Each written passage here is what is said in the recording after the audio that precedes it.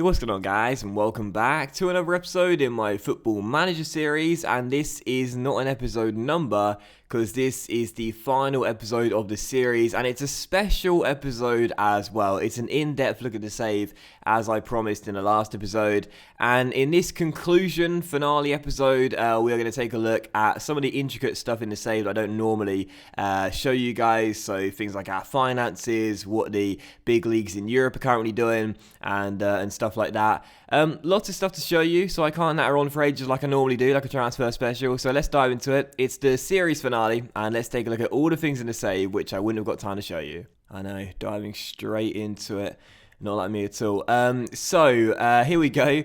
It's the final episode, and again, I'll show you as much as I can in this episode without making this episode like 5 hours long. Also, in the last episode, I asked you guys if there was anything you want to see. Lots of you were asking for like specific things, and really, like, we would be here forever if I was going through them all. So as I did say at the back end of the last episode, if there's anything in particular you want to see and I don't get around to showing it in this video, then tweet me at @DocLanders and follow me there as well, obviously. And I will send you a screenshot of whatever it is you want to see. But in this video, we'll go through, the more important things, which you definitely would want to see if you've been keeping up to date with the save. And we'll start off with our final ever team with Hull City. And of course, this is the team that will go down in Hull City folklore as the side that won us the domestic double for the first time ever, as we retained our FA Cup and won the Premier League as well. You take a look at their stats here, their final attributes as well. And I've got to say, what a team. What a fantastic team. We've built such an awesome side here with Hull.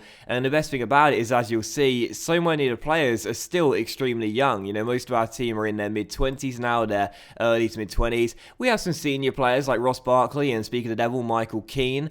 But for the most part, what is up with these red arrows, Willie Kirkpatrick? I tell you, this may be the final episode of the series. We're not playing any more games, but I'm still going to criticise them for red arrows.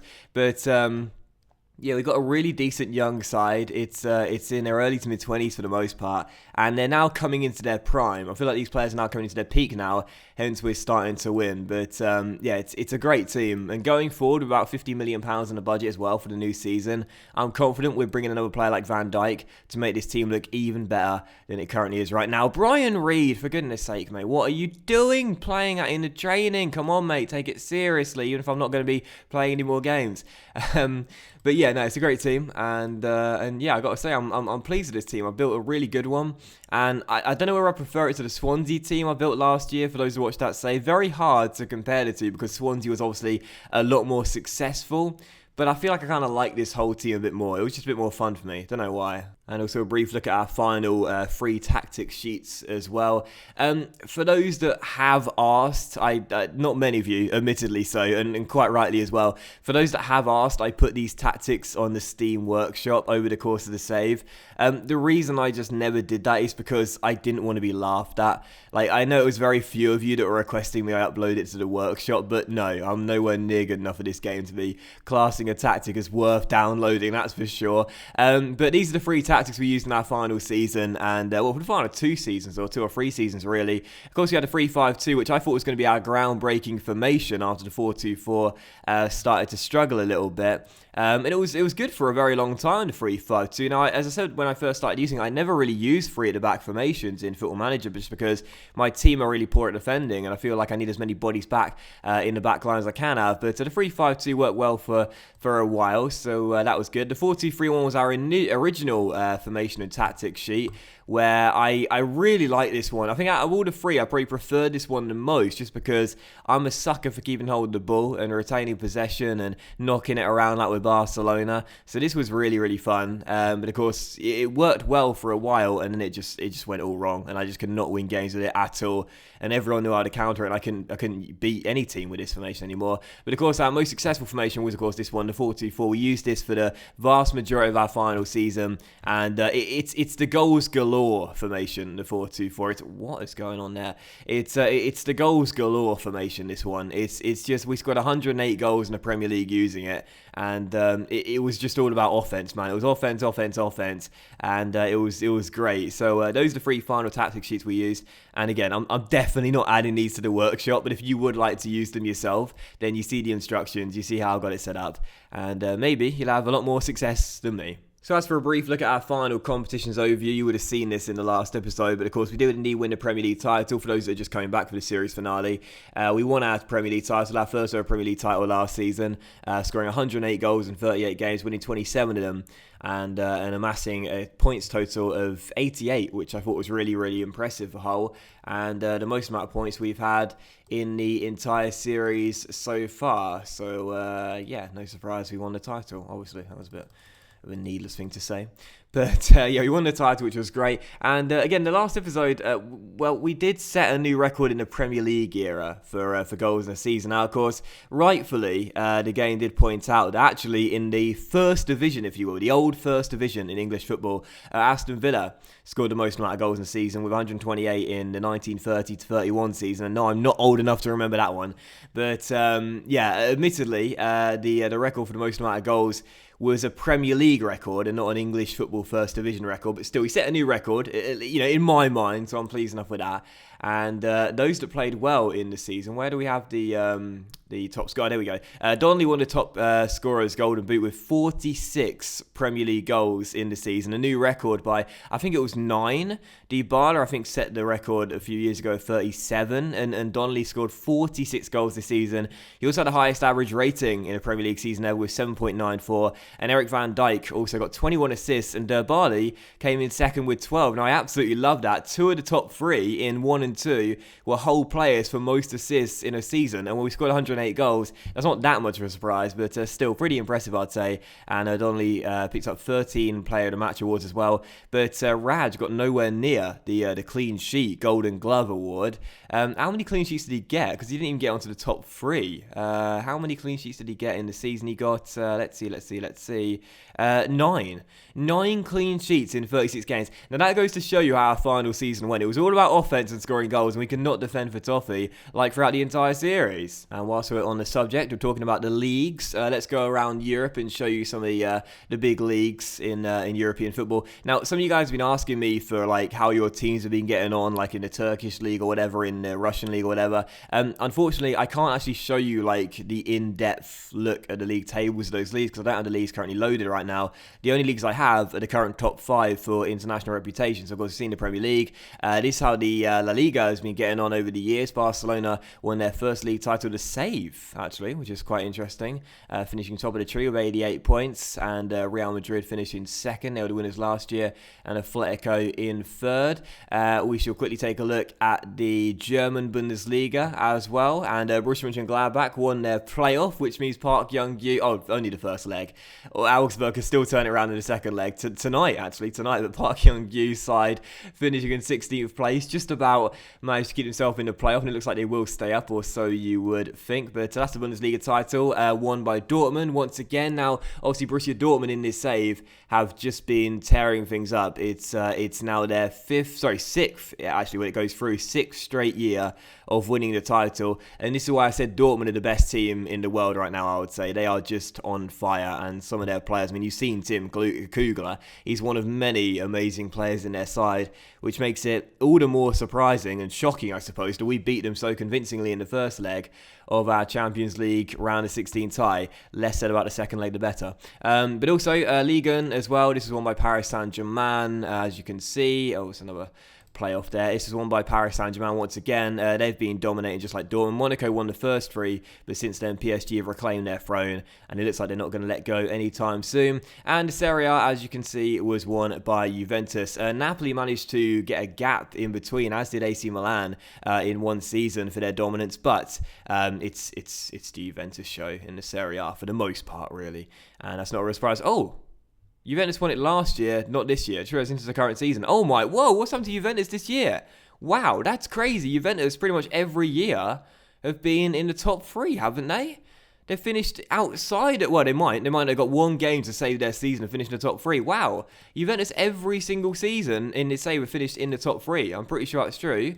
And yeah, this is the first season where they might finish out of it. Oh wow, that's crazy. That's crazy. But anyway, those are the top 5 leagues in Europe, and there you go. So moving on, Champions League final, and as you can see, this year it's Arsenal versus Barcelona, which is really interesting because, of course, this is a repeat of the final way back in 2005, 2006 when Barcelona beat them to the crown. And I thought we'd leave it on a cliffhanger here, so you guys can possibly vote, if you will, in the top right maybe, to think who do you think is going to win the Champions League final, Arsenal, Barcelona, and see if Arsenal can get revenge after all these years, and see if they can finally get the better of Barcelona in just their first CL final since then, when they lost to PSG back in the 17-18 season. But yeah, this is the Champions League list of finalists and the winners as well over the years, and the venues here as well, so you can see all the way back to the competition's foundations as to how the competition has been getting on. Of course, we were runners-up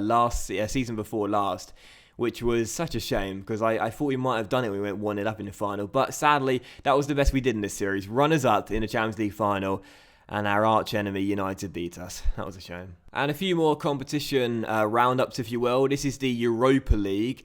Wolfsburg beat RB Leipzig on penalties this year to claim the trophy. I have to say, though, I've never really paid that much attention to this one because, of course, we've never actually been in this competition throughout the entire series. If you remember, our first European competition was in Season 6 when we qualified for the Champions League after finishing the top 4 the year before that. So we never once actually competed. We never actually once competed in the Europa League throughout the entire series. So I never really felt the need to worry about this sort of stuff. But these are the past winners and the runners-up as well. And again, since the competition was founded, you can take a look at the winners and the runners-up as well. And also the European Championships, which I don't know if I actually showed you this season. I think I did at one point, but I might have forgot. Italy retained their trophy after winning in 2020.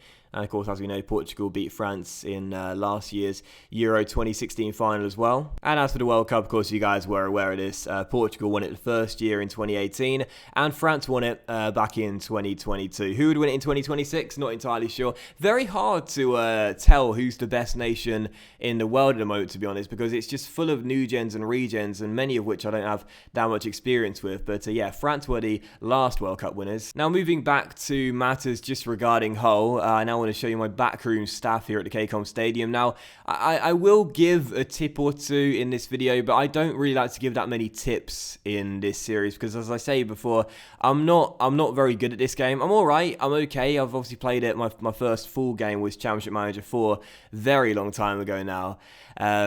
Don't ask me what year that was. But yeah, I don't really consider myself very good at the game. But if I can give one tip, I would have to say you've always got to make sure your staff and your coaching team and your medical team, they're the best they can be. You know, they're the best they can be because you've got to realise that you're just one man in the inner workings of a huge machine at your club. Unlike career mode, where you can literally just do what you want and it's your team and you can do what you want. With Football Manager, unless you want to be like a real tracksuit manager, for the most part, you're leaving an awful lot of stuff up to your backroom staff to deal with, and that's an awful lot of responsibility. So you've always got to make sure your staffing team, your coaching, your scouting, your medical team are really, really good. And don't forget, if you're someone like me who likes to use a lot of youngsters as well, and also try and get some through the academy, unlike in this day, to be fair, make sure your under 23s and your under 18s are also looking really good as well. So we'll start off with under 18s then and go from the academy upwards. You can see our coaching team here. I suppose John Sutton is probably one of the most more known members of our team, and Ross McCormack and John O'Shea as well. I like to have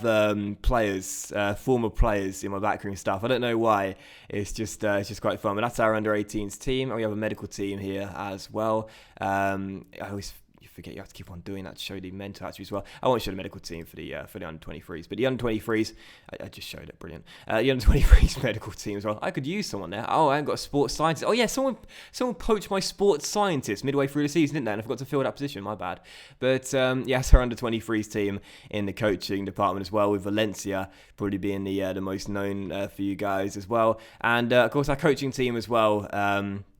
Is just stacked here with Hull. Very frustratingly so. It's been at 16 for a while now. I've continuously asked the board for the past 3 seasons if we could have more coaches, but they just continue to say no, and it's a real shame because they used to grant almost every request I asked. but now they just refuse to grant anything. The board have really got stingy with me over the years. They've become ungrateful for all the service I've given them, for all the years of hard work. They loved me at the beginning when we were rising up the table. Now they're not interested. They're just greedy. But yeah, our coaching staff is really, really good as well. See, great attributes all across the board here. Always make sure you spread it out pretty evenly. My goalkeeping department is quite low at the moment, but for the most part, it's a very well balanced coaching team, I feel, and we're top of the pops in every single department as well, which is really good. And we have a medical team as well, which is fantastic too. For those wondering the best attributes for medical, it's pretty obvious really, but really what you want to do is get your best physio as you can, with a physiotherapy attribute the best it can be. I always feel like hidden attributes can be quite good. Adaptability, I think, is one that can help, and determination and motivation, I think, is another one too, which can be hidden but could be quite useful. I think it's one of those that help, one of them doesn't. I can't remember which one it is, so as you can see, I just use both.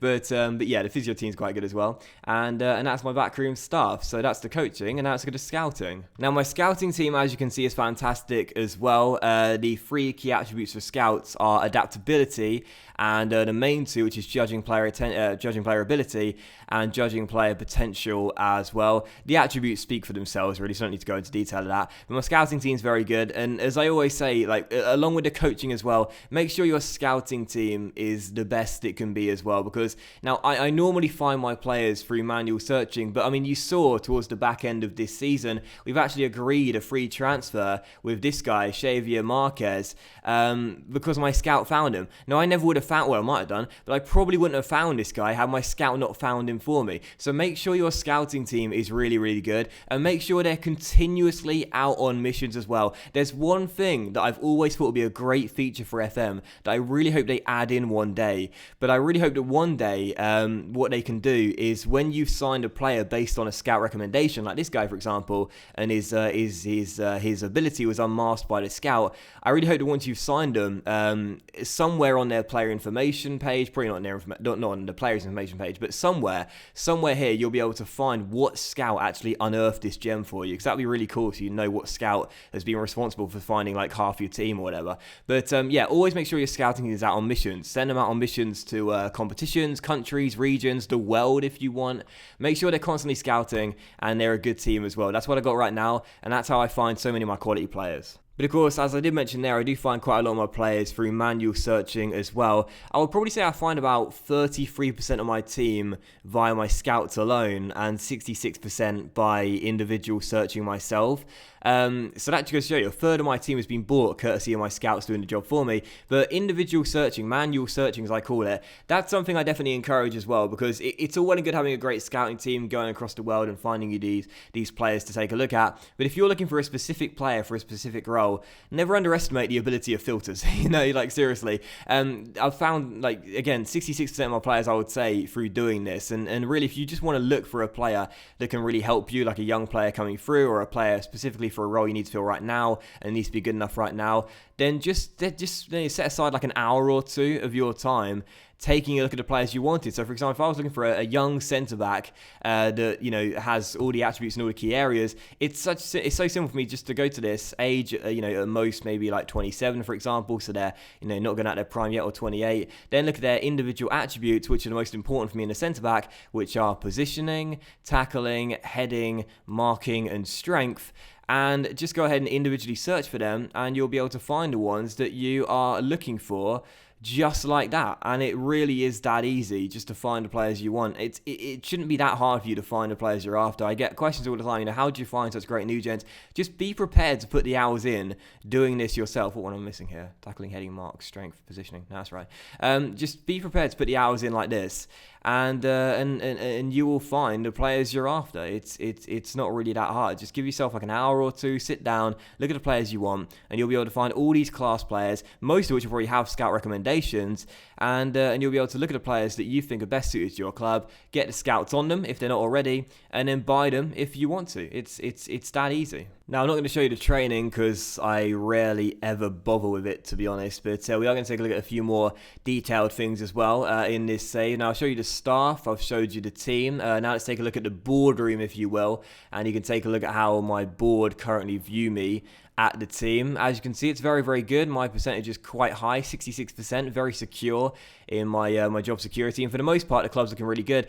The interesting thing about all this is that the club's stature confidence meter is the lowest filled out of all of them. Now, when you think about what Hull are doing in real life right now, if this was real life and Hull had just won a domestic double in 9 years, really? 55% club stature? The team is growing like crazy, man. Come on now. But anyway, it's looking good, and the transfer activity is always my favourite one to look at, because normally I have a really, really good amount of confidence here. I know the fact that the Berahino deal is really poor, 37%. I offloaded the guy in his final year for £12 million. They say he was a key player. Well, he wasn't, let's be honest here. He was for the first year, but after that, not really. He's now on 220 grand a week at Bournemouth. He's only scored 3 goals. Really? Come on, man. Seriously, give me a bit more credit in that. But yeah, for the most part, the board are very happy with me. And whilst they did reject my contract offer, my request for a new contract at the end of the season, I think it's pretty clear that they probably would have given me a new one when it's due to expire in quite a while. So yeah, as you can see, I'm on 44 grand a week. It expires in 4 years' time. And I do understand that I signed a new deal back in July anyway, so it's not a real surprise they turned me down for a new contract. But the fact they said they weren't interested is what hurts me. They weren't interested. Why don't you just say, you should just wait until we're closer to expiry date? We're not interested. That left a really sour taste in my mouth. And whilst we're here, I look at my individual history over the course of the years as well. Obviously, only one manager job. That was with this one, of course. I spent 189 days on holiday processing to get towards the games. That's is that low or is it high? No, it's actually quite low, to be fair. 3,000, yeah, that's quite low, to be fair. And I earned £14.75 million in my total career in terms of earnings. I don't think I'll even earn 1% of that in my entire life. Well, I will, won't I? Because that's 147. Well, eventually I will. The fact I haven't done it yet is quite alarming, though. We brought 63 players during our time here. Value £580 million. Is that our squad value? I assume it is. We sold 46 players. No, that's how much we spent, how much we raised, isn't it? Yeah, so we spent £580 million. Wow, almost £600 million on 63 players. That's averaging just under £10 million a player, I do believe. How's maths today, guys? And we raised £242 million for 46 players. That just goes to show you, man, I never look for value for money when selling. Just get them out of the club. Do you know what I mean? Not interested. I don't care how much money I get. I just want them gone. Like Dembele, who was the most amount we got for one player, which is £28 million. What an absolute... I was going to say what a waste of money, but the fact we made a profit on this guy is crazy. We had him for 6 months. He was god-awful, and he made a profit of £11 million. That's unbelievable. That's probably one of the best deals that have saved, to be honest. And, of course, the most we spent on one player was Barley with £67 million. But, of course, with the Moose's clause, once he plays 50 league games, which will be quite soon, to be fair, next season, that will go to £75 million on our Danish centre-half. We released 5 players. We spent £57 million in agent fees. That's annoying. I won 5 awards. Is that manager of the season? No, it must be manager of the month and manager. That's it. That's incredibly low. That is. That's incredibly low. 5 that can't be manager of the season, because I don't won manager of the season 5 times. I only won it twice. So that's manager of the month and manager of the season. I only won it 5 times. That can't be right, because if that's true, that's incredibly low. That's incredibly low. I mean, that is unbelievable if that's true. Yeah. Oh my. Oh god. I mean, I thought I did quite well in this save. We won manager a month just 3 times and manager of the year twice. That's incredibly low. But fair enough. And, oh god, that's embarrassing. 5 manager of the month and manager of the season awards in 9 years. That's why I don't give tips in this save or upload my tactics to the workshop. They'll be getting 1-star reviews all across the board. Oh, that's horrible. But as for my City stats, my whole City stats, we played 449 games, won 216 of them. Is there a win percentage? Yes, there we are. 48% win percentage, which isn't bad, to be fair. In fact, it's quite good, I would say. We scored 729 goals in 449 games and conceded 543. We won 216, drew 105, and lost 128. We also won 2 cups, of course the FA Cup twice, and of course the league title last year as well. But of course, no continental competition, which is a bit of a shame. But we were runners up one year, but that's all we could do there. Perhaps my stats. You might be interested in this. My 4 Ranger stats. My coaching qualifications are now the best they possibly can be. I normally start off with a Continental C license. It's now a Continental Pro license, but sometimes I start off with nothing. I can't remember what I started off with this year. I think it might have been nothing, or it might be Continental C. I can't remember. It's Continental Pro now. My entire range of stats are these, which aren't bad to be fair. I wish you could, when you're gaining qualifications, I wish you could like decide what stats increase. Because I'd love to increase the working with youngsters stat, most of all. But yeah, it's not bad. It's not too bad. And as you take a look at our bank balance right now, you can see that it's steadily been rising for the past couple of months. But prior to that, it was on a big downward slope. Yeah, we actually were keeping hold of our finances really well. Like we were keeping them in check for a very long period of time. I was doing quite well at this, but of course then it sort of became win at all costs and go for broke basically. And that's exactly what we did, to be fair. So in the end, it worked out okay. But imagine we didn't win that FA Cup season before last.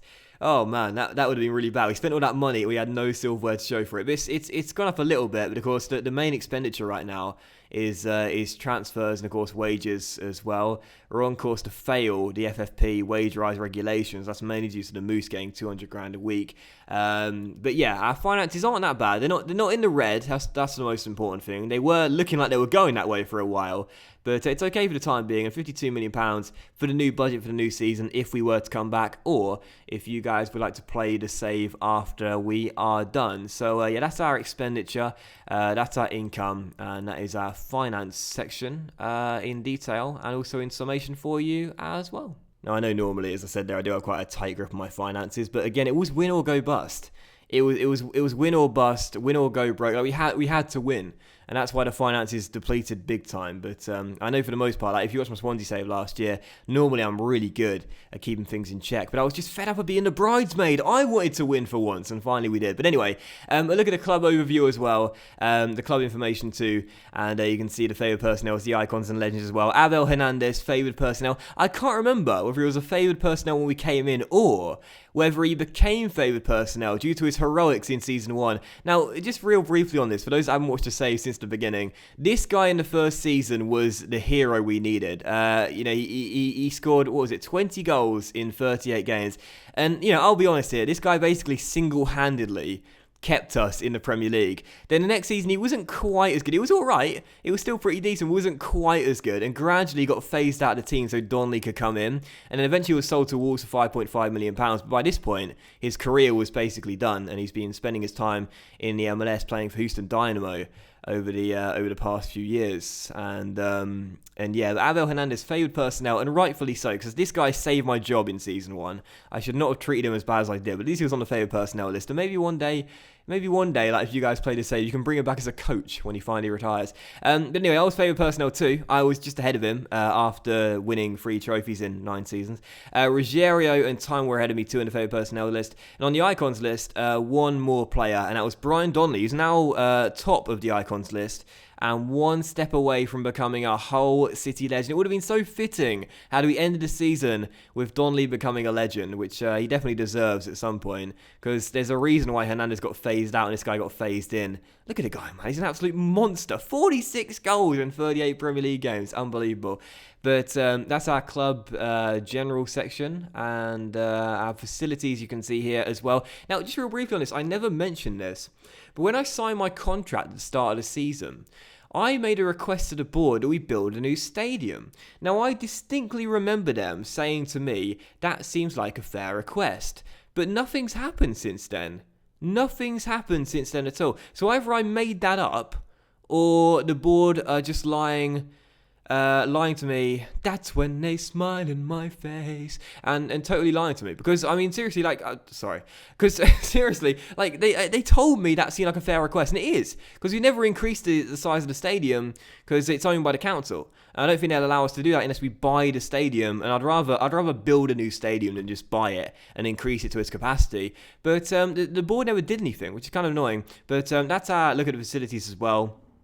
The junior coaching, the youth recruitment, and the youth level and the youth facilities continue to improve throughout these years. It did soddle because he's still got no good academy players whatsoever. Our affiliate clubs, Burton Albion, North Ferriby, who are here already, and of course Wycombe Wanderers, our first one. We never really used these though. In fact, we only loaned a couple of players to Burton in the final 2 years, I think, and Wycombe we barely used as well. That was a bit of a waste of money, to be honest. They're so cheap, it's not even worth considering, but still a bit of a waste of money. Normally I use feeder clubs quite a lot, but I think due to the fact there were so poor academy players in this series, I never really felt the need to. But for the most part though, like the progression we've had with this team over the years has been fantastic. We've given them 3 major honours in the past 9 years, and you can say we should have done more. That's true. We probably could have done, but I'm pretty happy with what we've done in 9 years. I think we've done really, really well. And once that 24-25 season does officially get ended, as you'll see, we'll be top of the pops in the final year, and that's fantastic. So yeah, I think we did some great job. We did a great job in this series, and I'm pretty pleased. I'm pretty pleased with how we've ended this save,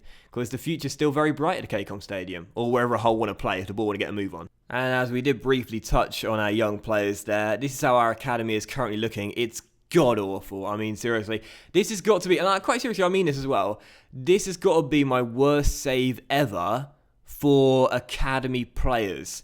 No doubt about it, because we've got some great homegrown players in the first team that I've made homegrown by bringing them in so early and so young. But in terms of natural academy players coming straight through, there hasn't been a single player in the entire series with better than 3-star recommendation with 1 blacked out. It's terrible. Absolutely terrible. It's been my worst save ever for natural academy talent. And again, when you look at our actual team right now, you look at the homegrown stats of quite a few of the players, many of which are trained at the club because I've brought them in so early. So we're looking at George Rodriguez here, Brian Reed, Willie Kirkpatrick, Willie Olivier, Brian Donnelly. Josh Tyman, of course, is the only one, but he's a real player. He's a real person. He now plays for Stoke in real life. What I'm talking about is like players, new gen / regen academy players. He's the only one. Josh Tyman, that was an actual academy player that we have trained at the club and has been decent in our team. But everyone else, Donnelly, Olivier, Kirkpatrick, Reed, Rodriguez as well. And of course, there'll be some others too in the under-23s. You've got Toriyama, who will become homegrown at some point as well. Will he? Yes. Oh, and Magno will at some point, will he? I think. We might do. No, maybe not. That's odd. I thought he might. Well, I don't know. But I'm pretty sure he will. But yeah, no new gen / regen academy players have been good in this save at all. It's been my worst save ever for that. And that's probably, like, out of all the things in this save that have annoyed me more than anything, it's probably that. That's probably been my most annoying thing ever. There's been not one single player coming through the academy that I can make a club legend, because they've been awful. Absolutely terrible. And you can see that in the team report right here. The biggest weakness we have, youth prospects. There isn't much to speak of in terms of exciting youth prospects. I know. I can't do anything about it, though. It's just something I can't do anything about, unfortunately. But yeah, no, it's a good team, though. And, I have briefly touched on it, and I'll say it once again. This save I will be letting you guys play on without me, and you can either challenge me if you want. You can either load up the game, add a new manager, and put yourself in charge of, I don't know, maybe another Premier League team, for example, or someone across Europe as well, and carry on with the save and just put me on indefinite holiday. Or you can carry on as me if you'd like, and see whether you can capture that elusive Champions League trophy for the first time in the series. So I just wanted to leave you guys with something like that, so you guys knew that this save from now is yours. It's not mine. Oh, well, it is mine, technically, still. But I'm going to let you guys have this save. In the description of today's video, there will be a link to a file sharing website. I will figure out how you use that file sharing website, and I'll upload the file, and you guys can download it and play this save to your heart's content. If you're disappointed that we're ending the save because I've not won a Champions League trophy, well, that's your mission. I can't do it, so I'm stepping aside and becoming your right-hand man, and that's my objective for you guys. I want you guys to win Hull the Champions League, and if you do it as well, then send me a screenshot of it on Twitter as well, so I'll know you managed to do it. And I bet you'll probably all do it in the first season we take over, and you'll do it easily, undefeated probably, and that'll highlight how bad I am at this game. But yeah, the save file will be in the description description for you guys today. So if you do want to play the save, it's yours. It's yours. You can do what you want. You can either put me on holiday and manage another club, or you can manage as me, or you can... I think I've actually disabled the editor in the save, unfortunately, because I was going to say what you could do if you wanted to change things a little bit. You could possibly use the editor, make me the assistant manager, take out Salz, whose contract's up coming the end of the year, by the way. He wasn't going to get a new one, believe me. I've had up to here with this guy, but he's been a loyal right-hand man, to be fair. But yeah, just this guy is so... Honestly, man, I don't think he likes me at all. I really don't, because I've never been his favourite personnel, despite all the years we've spent together. And Marco Silva is in his favourite personnel. Now, I know they've worked together, of course, before, but... seriously, like, this is the guy whose job I took. Like, come on, man, like, move on. We're best bros now, honestly. But anyway, yeah, I was gonna say, if you use the editor, you could make me the right hand man, and you could take over if you wanted. But I just realised I don't have the editor enabled in this save, so you can't do that, unfortunately. But theoretically, you can take over as me and just pretend I'm. Maybe you could set a nickname. Maybe you could, set the nickname as JC on this guy, and I can be your right hand man. But yeah, the save is yours basically now. You can do what you want with it. It's your save, and again, I'll leave a link to it in the description down below. Now, the one thing I want to end on with Hull is the final end of season awards, so our final stats and whatnot, and the final fan voting and stuff for the year, and also a look at some of the former players in a Hull shirt over the years, the players that we once had at our team and are no longer here as well. I thought it'd be interesting to show you where those guys have ended up and who they're playing for right now, or if they've retired as well, and what they're currently up to, and whether they're taking coaching roles as well. Now, I would probably normally show you the best players in the world at this point, but the problem is... the problem is, it's just, like, I mean, they're basically all new gens and regens. Pretty much all the best players in the world right now are new gens and regens, some of which you've seen. Not all of them are. You can see Mbappe's here, Renato Sanchez is here as well. You got Gabriel Barbosa there as well. Goncalo Guedes as well. So they're not all regens and new gens. They're not, are they, in the end? Keane as well. Odegaard's here too. But a lot of them are new gens and regens as well. So I won't go down the list because we'll be here forever, basically, showing you the best players in the world. But there you go. Oh wow, Moumni for PSG. Did he play in our Champions League quarterfinal? He might have done. Moumni was ours on loan, if you remember, for 1 year, and he only scored 1 goal in 13 games and 11 sub appearances. I just never used him. Clearly, I should have done. But yeah, I normally would show you the best players in the world, but I don't really think it's worth spending too much time on. So we'll end then with the end of season awards and the stuff like that. So the players inducted into the whole overall best 11 squad, as you can see, this is our overall best 11 throughout 9 seasons. 4-2-3-1 formation listed here. Is that's our first? No, it's not anymore. Is it? It's 3-5-2 now. That's odd. But anyway, 4-2-3-1, our best 11 here. Raj will be in goal, back for retirement. Sonogo, Dimov, and Balut at right back. That was a weird experiment, that. But actually, I'm kind of glad I did him there, because that means that when we do switch to a 4-2-4, and if Jay wasn't playing, we'd play him there. Balut at right back, midfield, Malonas and Saidi, and further forward, Delafeu on the left and Lecco on the right. Very interesting. Not the Barley, not Miguel or those wingers there, but Delafeu and Lecco. And Barkley is the attacking mid. What a signing, bargain he was. And Donnelly, of course, the only striker in the team. And on the bench, Vicari, Keane, and Dai, Ruggiero, Miguel, Fulquier, and Barley as well. We also have the best 11, where are they now? So a few players that currently aren't in the team. I'll show you those guys. Ozcan for Juventus. We undersold him to Leicester. We had to, really, because he was in his final year of his contract. But he's gone to Juventus now, £15.75 million, and playing very well for the Serie A team. We have Torre at Liverpool. We sold him, of course, at the start of this season as well. He's gone to Liverpool.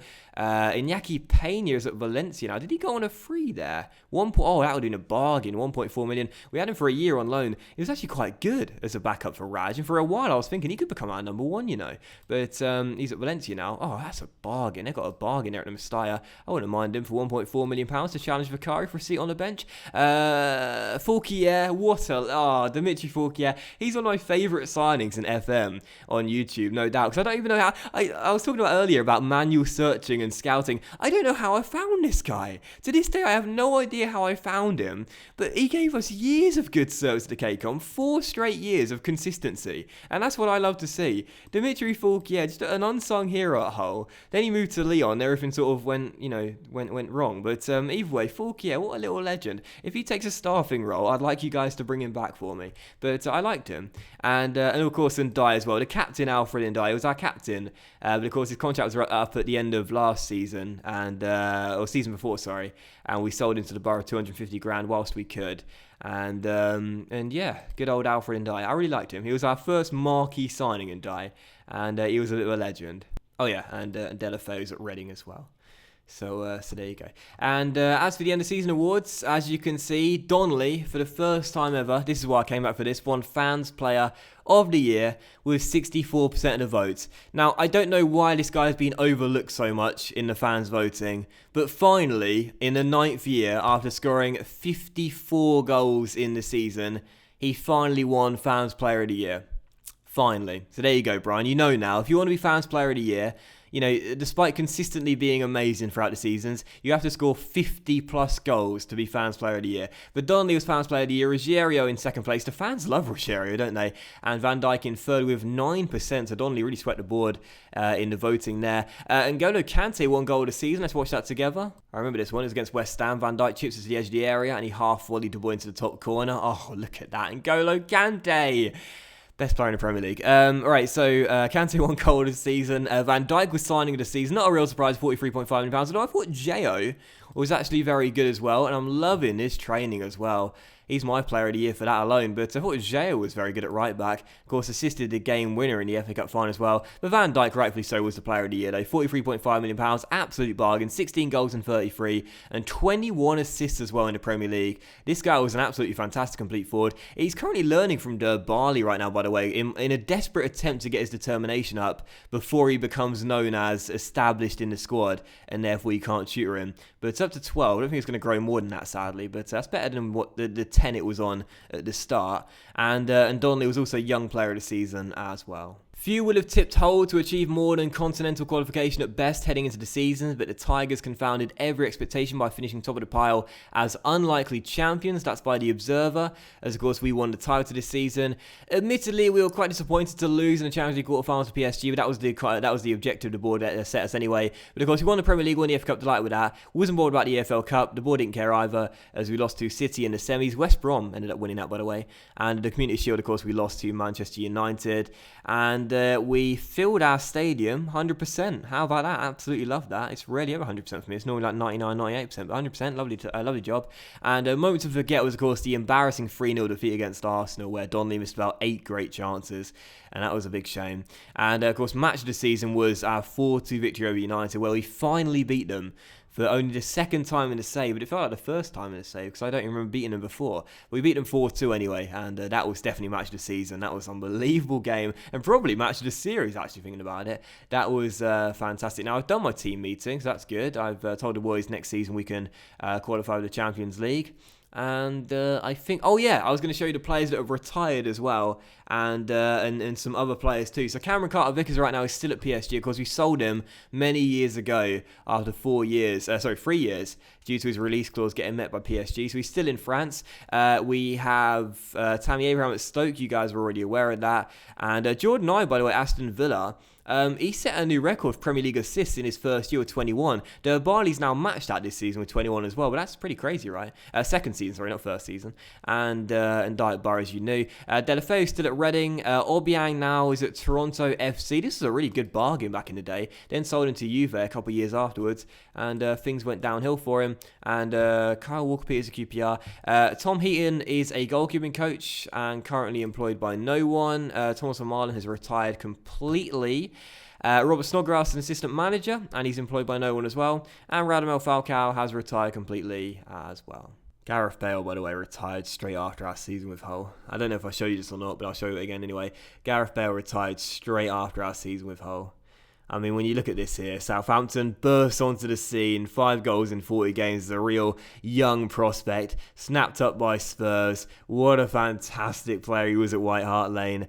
Goes to Real Madrid, fantastic there at the Bernabeu. Final year, Hull City, 1 appearance, no goals, absolutely terrible. But yeah, Bale retired, and there you go. So I think that is basically that, and I think we are done with our final episode of the series.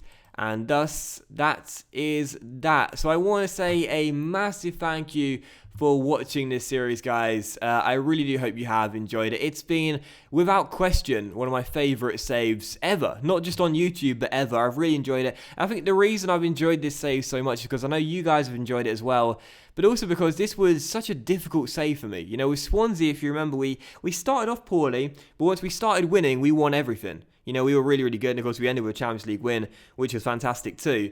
But with this save, you know, it was so difficult, it was so tough, but I had so much fun with it, and the struggle was real for such a long period of time, and I know you guys really enjoyed it as well. It was a lot of fun, and I feel like we've done the right thing to end it on a positive as well, because if we did a 10th season, and we ended up winning nothing, we failed to retain both our FA Cup and our Premier League as well, and got knocked out in the group stage of the Champions League or whatever, it'll be a terrible ending. So I think this is the best way to end it, really. We'll end it with us winning a domestic double, finally beating United domestically, like was our aim. We've done that, and it also gives you guys the chance to move on without me and take Hull to new heights and win some European trophies like I could never do. So once again, a reminder, if you want to play this save and you want to have a go either challenging me at Hull or taking over as me, then go ahead and download the save by clicking on the link in the description, which will take you to a file sharing site.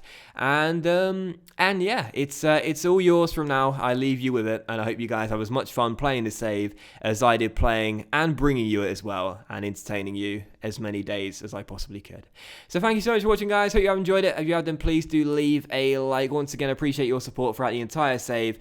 Whether I come back for a save straight away when FM18 is released, I'm not entirely sure, but if you are interested in my next project on YouTube, then tomorrow I will have a vlog for you where I'll be discussing my upcoming plans for FIFA 18, which is out in a couple of weeks' time. So thanks for watching. Much love to you all. I appreciate your support throughout. Have a fantastic day, and I'll see you for another episode in this series. Never, but I'll see you for another video very soon. Thanks. Take care. Bye.